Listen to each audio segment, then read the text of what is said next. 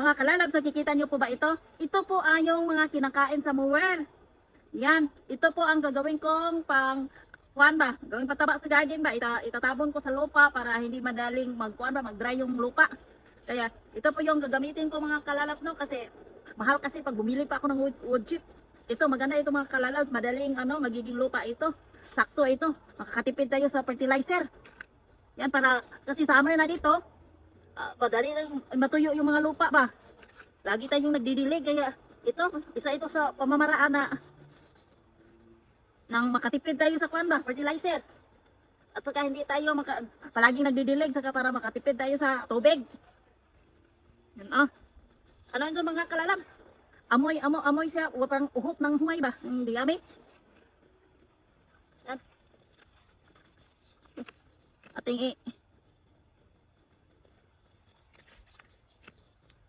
yan, ilalagay ko doon mga kalalabs.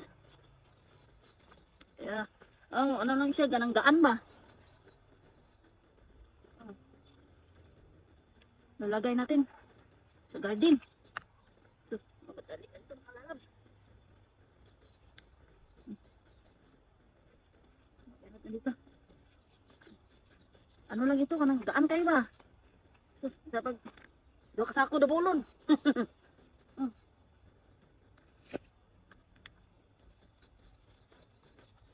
Papakita ko sa inyo mga kalalabs, ilalagay natin sa kuwan ba? Doon. Oh, gaan ah. Yung mga kalalabs, sobrang gaan ba? Pero kita ninyo. Gaan na siya, pero pag marami, mabigat pala. Yan, pabuti ninyo mga kalalabs kung anong gawin ko dito sa mga kinuha ko ba. Ayan po no. Dito ko yan ilagay sa aking mga garlic. Garlic natin mga kalalabs no. Ilalagay ko sila sa puno ng garlic. Oh. Ito pala yung ko, yung giant sunflower. Naalala ninyo mga kalalabs nung nakaraang araw nakapag-harvest ako ng maraming labanos, yung kakaibang mga kulay, yung parang sibuyas at parang hotdog din. Diyan ko in-intercropping sa aking garlic, sa aking bawang. Yung tabla ng bawang ay nilagyan ko ng mga labanos. Yun po, nagkaroon ng maraming laman. Yan, sulit talaga sa area. Kahit maliit mga kalalabs, ay kailangan natin mag-intercropping. Gaya ng garlic, ay kailangan natin mag-intercrop ng yung mabilis ma-harvest. Gaya ng radish, yung 30 to 45 days yung maturity niya. Kaya yan po, habang tumutubo yung garlic natin, ay yan, makapag-harvest na tayo ng labanos.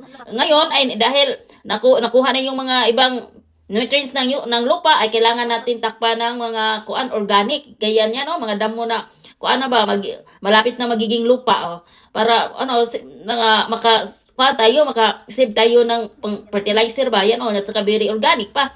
Alam naman natin yung garlic ngayon ay sobrang mahal talaga, kaya yan ay diskarte lang talaga. Pag maliit ang area, ay yan ang po ang gawin natin. Dapat mag-intercropping tayo. Kung nakikita niyo sa gilid din may